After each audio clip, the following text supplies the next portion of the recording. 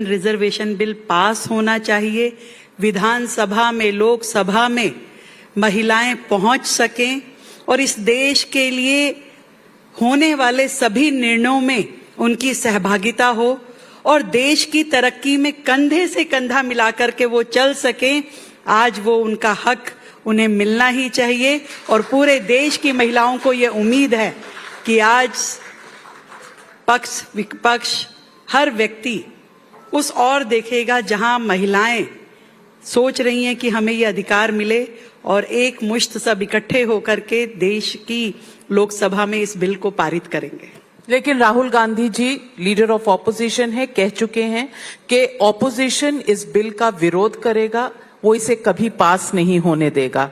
आप समझती हैं कि इस बिल को प्योर रिजर्वेशन बिल ही रहना चाहिए था? डीलिमिटेशन का जो मुद्दा साथ में आ गया है, कहीं ना कहीं विपक्ष इसको एक कॉन्स्पिरेसी थियोरी के तौर पे देख रहा है। नविका जी, मैंने देखा है कि इतने सालों में ये बिल जब जब आया, 1992 से शुरू होता होता जब जब भी आया, कितनी बार पटल पे रखा गया, कितनी बार रिजेक्ट हुआ, कई बार वो पन्ने फाड़े गए, कभी एक कारण तो कभी दूसरा कारण, परंतु ये बिल पास ना हो।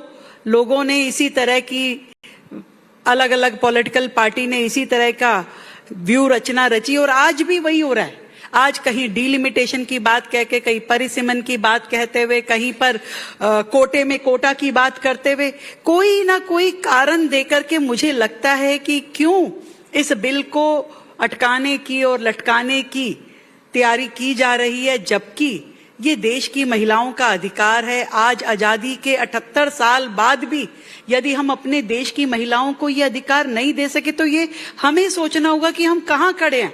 आज हमारे समकक्ष जनसंख्या वाला चाइना, आज वहां कितना रिप्रेजेंटेशन है, आज बाकी देशों में कितना रिप्रेजेंटेशन है। यदि हम देखें तो हमारी देश में तो लोकसभा में मात्र 14% पे वुमेन रिप्रेजेंटेटिव हैं और विधानसभाओं पे तो 9 और 10% से ज्यादा बढ़ नहीं पाती है। तो कहीं तो हमें समझना पड़ेगा, कहीं तो एक मानवीय दृष्टिकोण के साथ में ये देखना होगा कि इस देश की अर्थव्यवस्था पे, इस देश की व्यवस्थाओं पे, डिसीजन मेकिंग पे, निर्णयों पे महिलाओं का भी हक है। लेकिन राहुल गांधी कहते हैं कि प्रधानमंत्री मैजिशियन है, उन्होंने मैजिक किया है, ऑपरेशन बालाकोट का, ऑपरेशन सिंदूर मैजिक किया है और उसी तरह से महिला बिल का भी मैजिक कर रहे हैं। अफसोस है आज हर एक भारतीय को कि जब सेनाओं के शौर्य पे प्रश्न चिन्ह लगे।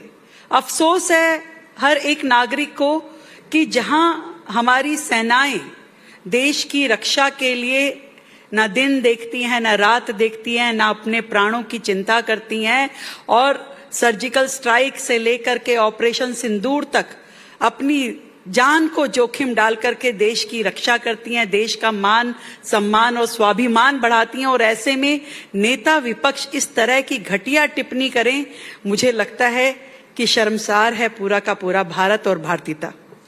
रेखा गुप्ता जी, आपको लगता है कि आपकी पार्टी को शायद विचार विमर्श ऑपोजिशन को कॉन्फिडेंस में लेना चाहिए था इससे पहले कि वो ये बिल लेकर आए? क्योंकि एक फॉर्मूला की बात होती है कि 50% हम बढ़ा देंगे सीटें। वो फॉर्मूला का बेसिस क्या है? वो फॉर्मूला का जो 50% है वो भी बिल में नहीं लिखा है और ऑपोजिशन को इसी बात पर विरोध है कि बिना पार्लियामेंट से बात किए ये फॉर्मूला अपनाया कैसे गया? कौन कहता है बात नहीं हुई? अनेकों बार, सालों से बार बार बैठ करके इस विषय पे चर्चा हुई, बातचीत हुई। ये आज कहते हैं फार्मूला क्यों लेके आए? कल माननीय अमित शाह जी ने कितने स्पष्ट तरीके से देश की पूरी जनता को बताया कि ये 50% सीटें अगर हम बढ़ाते हैं तब जाके 33% आरक्षण बिना वर्तमान के रिप्रेजेंटेशन को छेड़े संभव है। यदि ये फार्मूला नहीं लाते तो आप कहते कि बताइए हमारा अधिकार छीना जा रहा है। वो जितनी रीजनल पार्टियां जिनकी मात्र एक एक सीट है, ऐसी कितनी पार्टियां, 17 पार्टियां जिनकी एक एक सीट है और लगभग 8 से 10 पार्टीज है जिनकी 2-2 सीटें हैं। आज यदि बिना किसी सीट बढ़ाए हुए आप रिजर्वेशन रखते तो हो सकता है वो पार्टी कहती कि भाई हमारी सीट खो गई, या जो पुरुष प्रतिनिधि चुनाव लड़ता है वो कहता जी मेरा हक ले लिया। आज कितने अच्छे तरीके से इस फॉर्मूला के माध्यम से जितनी सीटें वर्तमान में थी वो एज इट इज रहेंगी, एडिशनल सीटें बढ़ने के बाद में रिजर्वेशन भी मिल जाएगा और किसी का नुकसान नहीं है, ना पुरुष प्रतिनिधि का नुकसान है, ना रीजनल पार्टियों का नुकसान है। ये तो शानदार एक काम है। नहीं तो आपके पास और दूसरे कारण होते, आप कहते कि नहीं हमें तो बहुत नुकसान हो रहा है, जैसे साउथ की आपने लगा दिया कि साउथ के राज्यों को नुकसान है, जबकि आदरणीय अमित शाह जी ने बड़े स्पष्ट शब्दों में बताया कि कैसे हर राज्य की सीटें बढ़ रही हैं, किसी की भी सीट कम नहीं हो रही, तो किसी का रिप्रेजेंटेशन कम नहीं हो रहा। ये बहुत बड़ा मुझे लगता है कि काम है जो इस बिल के माध्यम से कि चीजों को बिना छेड़े, चीजों में बढ़ा करके, सीटों को बढ़ा करके देश में महिलाओं को उनका, और ये वो लोग भी समझते हैं केवल ये बिल ना आए इसके लिए अलग अलग तरीके से अलग अलग पार्टियां अपनी बातचीत को अलग मखोटा पहना करके कह रही हैं, मुझे लगता है। देखो गुप्ता जी, लेकिन कहीं ना कहीं साउथ की पार्टियों का जो चिंता है वो ये है कि अगर आप सीटें बढ़ाते हैं 50%, आप परसेंटेज में जो कैलकुलेट करते हैं वो एब्सोल्यूट नंबर्स में उनको घाटा देता है। यानी कि तमिलनाडु की सीटें बढ़ेंगी लेकिन जो यूपी से उनका फर्क है सीटों का एब्सोल्यूट नंबर में वो ज्यादा हो जाता है। अभी 39 सीट्स हैं अगर तमिलनाडु की, यूपी की 80 है तो 41 का फर्क है। बढ़ने के बाद वो 120, ये सिर्फ 59 सीटें होंगी, यानी कि 61 का फर्क हो जाएगा। इससे एमपी लैड फंड भी एब्सोल्यूट नंबर में उन राज्यों को ज्यादा मिलेंगे, इन राज्यों को कम मिलेंगे। इस पर आप क्या कहें? देखिए, नजरिया उनका अपना दिया हुआ है, अपना पहनाया हुआ है। आज जिस तरीके से पूरे देश के प्रतिनिधि लोकसभा में पहुंचते हैं और उसी तरीके से आगे आने वाले समय में भी उसी परसेंटेज में लोकसभा में पहुंचेंगे, कहीं कोई फर्क नहीं है। फर्क केवल उनकी सोच का है, उनके विजन का है। आज काले कपड़े पहन के और बिल को आग लगाने से केवल महिलाओं के प्रति उनका नजरिया दिखाता है, वो सोच दिखाता है कि वो कल भी ये सोचते थे कि महिलाएं आगे नहीं आनी चाहिए, वो आज भी यही सोचते हैं। इतनी घृणा कि आप आग लगा रहे हो उस बिल में, ये आप समझ लीजिए केवल राजनीतिक कारण नहीं है, ये कहीं ना कहीं वो सोच है जो चाहती है कि महिलाएं पहले भी घर में थी और आज भी वहां रहनी चाहिए। विधानसभा और पार्लियामेंट तक पहुंच के कहीं ये आत्मनिर्भर ना बन जाएं, कहीं इस देश के निर्णय ये महिलाएं ना करने लग जाए, ऐसी सोच है उनकी। लेकिन रेखा जी, क्या महिलाएं मोहताज हैं इस बिल के पारित होने की? क्या महिलाएं यूं ही आगे नहीं बढ़ सकती? क्या पार्टियां खुद ये नहीं तय कर सकती कि जरूर बिल पास हो ना हो, हम अपनी पार्टी में 33% कैंडिडेट ही वो देंगे जो महिलाएं हैं? ये नहीं हो सकता। मैं आपसे पूछना चाहती हूँ नविका जी, आज 78 साल हमारी राजनीति को हो गए, देश को आजाद हुए हुए, कितनी पार्टियों ने ऐसा कर पाए? कांग्रेस कभी इंदिरा गांधी से आगे बढ़ पाई, कभी सोनिया गांधी से आगे बढ़ पाई, कभी और महिलाएं आ पाई। समाजवादी पार्टी कभी डिंपल यादव से आगे बढ़ पाई, बाकी रीजनल पार्टियां कभी कोई और ऐसे आगे बढ़ पाया? आप छोड़िए, मैं आप अपनी बात करती हूँ। आज मैं एक राज्य की मुख्यमंत्री हूँ, कहाँ से आई? आपने नगर निगम में जो म्यूनिसिपैलिटीज में 50% का रिजर्वेशन दिया, मैं निगम पार्षद बनी। निगम पार्षद बनने के बाद में जैसे जैसे राजनीति में आगे बढ़ी और अपना मैंने वर्किंग दायरा बढ़ाया तो मैं आज यहाँ तक पहुंच पाई कि अगर नगर निगम में ये रिजर्वेशन नहीं होता तो क्या मैं यहाँ तक पहुंच पाती? क्या और बाकी जो आज सांसद हैं, विधायक है, शुरुआत उन्होंने नगर निगम से की, क्या वो पहुंच पाती? कितने लोग सीधा ऐसे आ पाते हैं? आज आप अलग अलग लेवल पे, जब तक हमारे देश की ऐसी स्थिति तो होती तो अब तक हो जाता ना, शुरू से हो जाता, आजादी के तुरंत बाद शुरू हो जाते हम। क्यों 78 साल लगे? शौचालय जैसी सुविधा लेने में तो हमें 78 साल लग गए। आज मोदी के आने के बाद में देश को शौचालय मिल रहे हैं। महिलाएं ओपन डेफिकेशन के लिए चाहती थी, आप सोचती हैं ऐसे ही राजनीतिक सीट मिल जाएगी, प्रतिनिधित्व मिल जाएगा बिना किसी रिजर्वेशन के? अगर ऐसा माहौल होता तो माफ कीजिएगा, नविका जी, ये लड़ाई बड़ी आसान होती, इतनी मुश्किल ना होती। इसके लिए आपको रास्ता देना पड़ेगा, एक मजबूती देनी पड़ेगी, ताकि देश की आधी आबादी आगे आकर के इस निर्णय प्रक्रिया का हिस्सा बने, वुमेन लेड डेवलपमेंट का हिस्सा बन करके अपने देश को आगे बढ़ाएं। ये जरूरी है। आपको अजीब नहीं लगता कि पंचायत लेवल पर, नगर निगम के लेवल पर रिजर्वेशन हो पाई, लेकिन उससे आगे जो कहा जाता है कि सेकंड टियर और फर्स्ट टियर ऑफ गवर्नेंस है, पार्लियामेंट या विधानसभा, वहां नहीं हो पा रहा है? ये माइंडसेट की प्रॉब्लम है या डिटर्मिनेशन की? दोनों की। माइंडसेट की भी प्रॉब्लम है और उनकी प्रतिबद्धता की भी प्रॉब्लम है, क्योंकि आज जब आपने ऊपर के दायरे में रह करके म्युनिसिपैलिटी का डिसीजन किया तो आपको लगा कि ये जो आग है ये मुझ तक नहीं पहुंचेगी।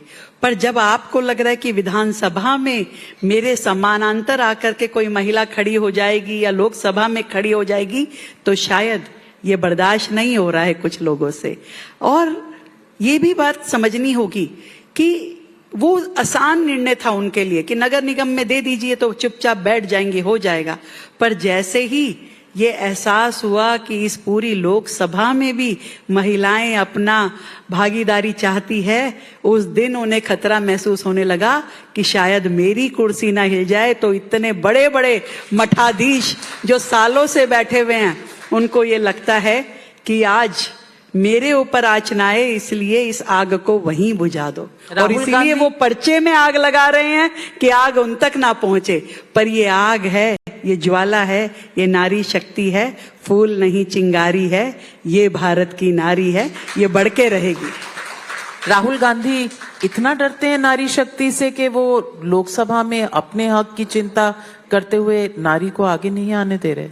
नहीं डरते तो हाँ क्यों नहीं कहते हैं? नहीं डरते तो ये बिल पारित क्यों नहीं हुआ? इतने सालों तक कांग्रेस सत्ता में रही तो क्यों नहीं करवा पाए? मैं पूछना चाहती हूँ, क्या कारण रहा कि कांग्रेस के इतने सालों के राज में ये बिल कभी पास नहीं हुआ? क्यों मोदी जी को आने के बाद इसमें इतनी दृढ़ता के साथ खड़ा होना पड़ा? मोदी जी ने तो यहां भी कह दिया कि क्रेडिट की कोई लड़ाई नहीं है, मैं आपको ब्लैंक चेक देता हूं, सारा क्रेडिट आप ले लीजिए, परंतु देश की महिलाओं को उनका हक तो दे दीजिए। यदि इतनी बात सुनकर के भी इन्हें एहसास नहीं होता, तो मुझे लगता है कि ये जो इनसिक्योरिटी उनके अंदर है, इसको चेक करना चाहिए कि ये इनसिक्योरिटी भविष्य में उनके लिए क्या दिन दिखाने वाली है। रेखा जी, सवाल ये भी उठता है कि मोदी जी की सरकार तो 2014 में आ गई थी और ऑपोजिशन का कहना उस वक्त आपके पास फुल मेजॉरिटी भी थी, आपके पास 2019 में भी मेजॉरिटी थी, तब आपने ये बिल क्यों नहीं पारित किया? अब क्यों?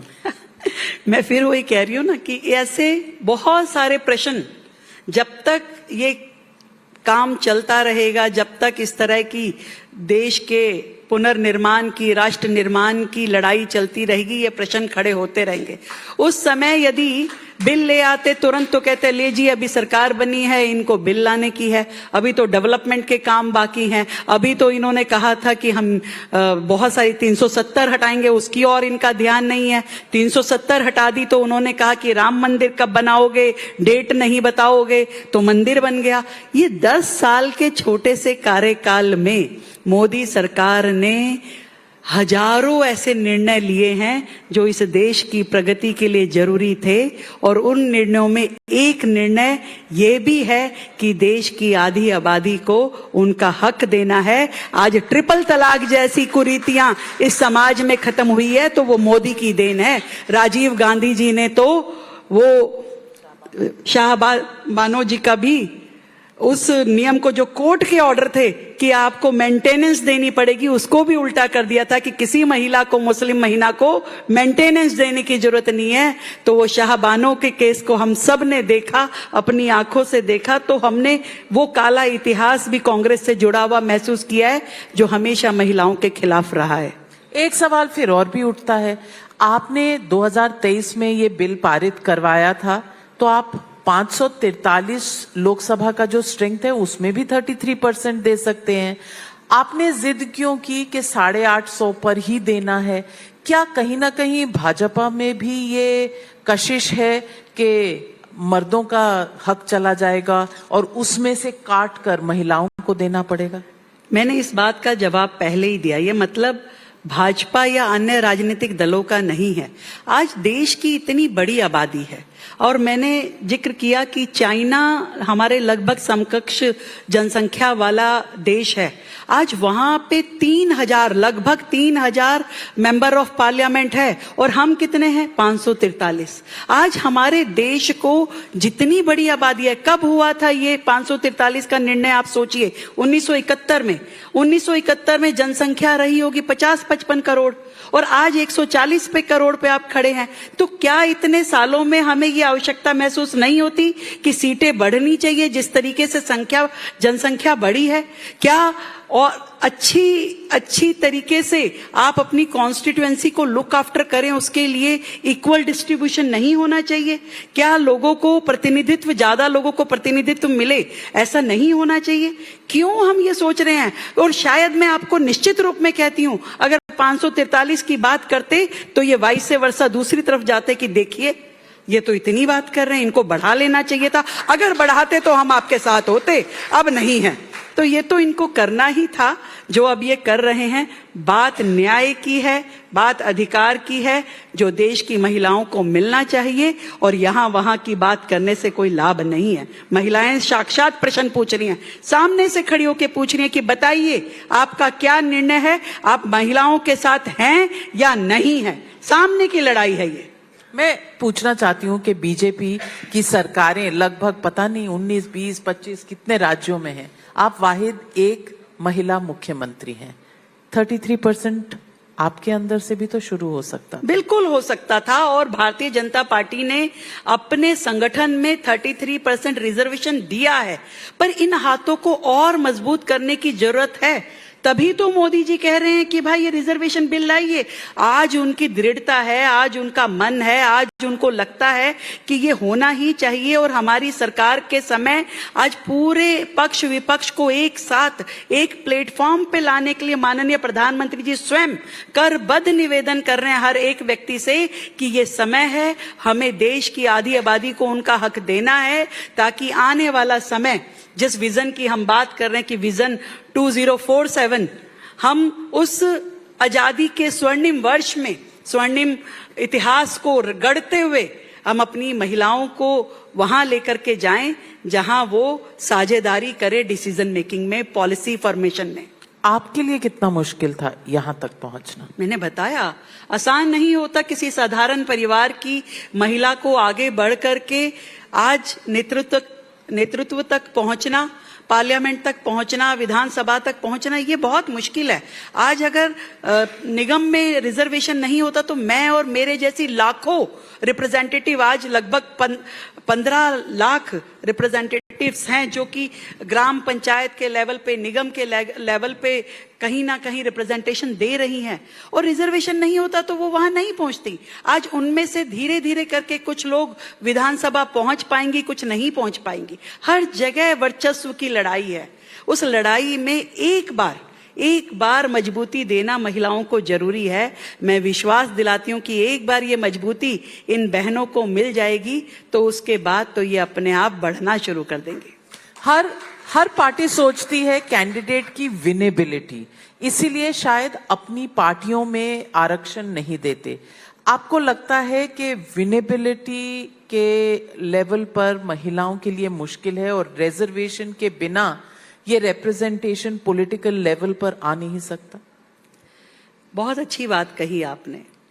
आज मैं आपसे कहना चाहती हूँ, एक बेटी आप उसको घर की 4 दीवारी में बंद रखिए, ना पढ़ाइए ना कुछ सिखाइए, और फिर उसको जमाने के सामने भेज दीजिए कि जाके लड़ाई कर। क्या संभव है? आप जब तक उसे तैयार नहीं करेंगी उस युद्ध के लिए, उस संग्राम के लिए, तो कैसे कोई महिला उस मुकाम पे पहुंच पाएगी? आज आप उनको पार्टी में लेकर के आइए, आप चुनाव लड़वाइए, आप सदस्य बनाइए, आप उनको मेयर बनाइए, आप उनको विधायक बनाइए, तब तो जाकर के महिलाओं का वो वर्ग तैयार होगा जो ये समझ पाएंगी कि इस राजनीति के दाव पेच क्या हैं, किस तरीके से आपको काम करना है और काम करवाना है।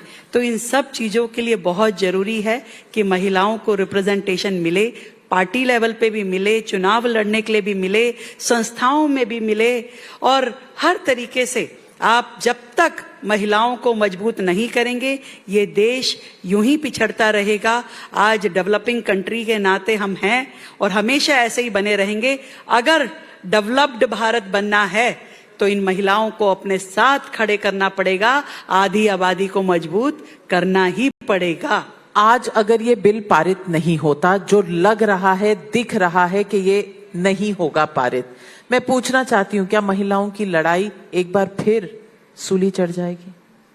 ये आप कह रही हैं, मुझे तो पूरी उम्मीद है कि हमारे देश की पार्लियामेंट में बैठा हुआ हर एक सांसद जरूर उसकी अपनी अपनी कॉन्स्टिट्यूएंसीज में जो महिलाएं हैं वो भी ये समझता है कि उसे वापस जाके उन महिलाओं को जवाब देना पड़ेगा। वो उनसे क्या आंख में आंख मिला करके बात कर पाएगा?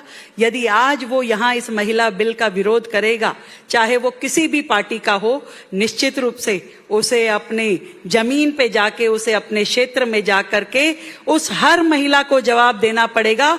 वो जरूर उससे पूछेगी कि आपने ये जो किया है बताइए, अगले चुनाव में मैं आपको वोट दूं कि नहीं दूं, उसे जवाब देना पड़ेगा। लेकिन विपक्ष तो कह रहा है कि 2023 वाला बिल तो उन्होंने सपोर्ट किया था, पास किया था, आप उसी फॉर्म में उसे इंप्लीमेंट कर दीजिए, वो आपके साथ है। लेकिन जो नए बिल के दाव पेच हैं उसमें कहीं ना कहीं आपकी कोई कॉन्स्पिरेसी है। विपक्ष को क्या जवाब देंगे? कोई दाव पेच नहीं है।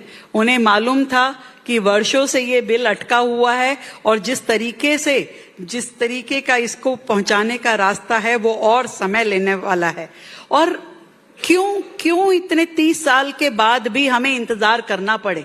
क्यों वो 2029 के चुनाव पे लागू क्यों ना हो और उसके बाद के चुनाव पे 2034 में करेंगे, उसके बाद करेंगे? क्यों आज इतना ही तो कह रहे हैं मोदी जी कि इसे हमें 2029 में लागू करना है, तो उसे लागू करने के लिए जिन जिन संशोधनों की आवश्यकता है उसे आज किया जाना चाहिए। इस बात में मैं उनसे पूछती हूं कि उन्हें क्या तकलीफ है? यदि उनका आधार मजबूत है, यदि वो जनता के बीच में मजबूत हैं, तो उन्हें डर किस बात का है?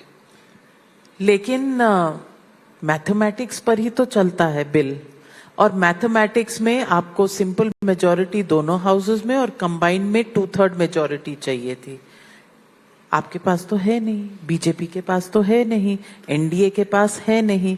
अब मुझे ये बताइए कि आपका अपना होमवर्क क्या था, या बस उम्मीद पे ही दुनिया कायम है? केवल उम्मीद नहीं, इन महिलाओं के लिए जो उम्मीद, जो वायदा वर्षों तक ये पॉलिटिकल पार्टीज करती रही, जब जब सत्ता में रही उन्होंने कहा कि हम ये रिजर्वेशन देंगे, हम ये बिल लाएंगे। आज सामने से होकर के भारतीय जनता पार्टी ने, नरेंद्र मोदी जी ने जब इस बिल को पार्लियामेंट में रखा है, तो ये एक पर्दा, उनके चेहरे से एक नकाब हटाने जैसी स्थिति है। या तो वो इस बिल के साथ होने चाहिए, और वो अगर नहीं होते तो देश को जवाब भी उन्हीं को देना है कि उनका महिला विरोधी चेहरा जो देश और दुनिया के सामने आने वाला है। इतना ही कह सकती हूं हर एक उस सांसद के लिए जो इसमें अपनी भूमिका सही रूप में अदा नहीं करेगा कि समर शेष है, समर शेष है नहीं पाप का, भागी केवल व्याध, समय लिखेगा उनका भी इतिहास जिन्होंने इसमें भाग नहीं लिया। तो फिर क्या ये माना जाए कि महिला आरक्षण सक्सेसफुल ना भी हो तो बीजेपी की राजनीतिक जीत है? बीजेपी की राजनीतिक जीत है या नहीं मुझे नहीं मालूम, पर मैं ये समझती हूं कि हम महिलाओं की मानसिक हार जरूर होगी। यदि ये बिल पास नहीं होता तो हमें ये जरूर ध्यान आएगा कि देश पहले भी इन रूढ़िवादी सोच में लिपटा हुआ था, है, और शायद ये जंजीरें हमें खुद ही तोड़नी पड़ेगी, क्योंकि इसके बाद कितना और इंतजार करेगा देश।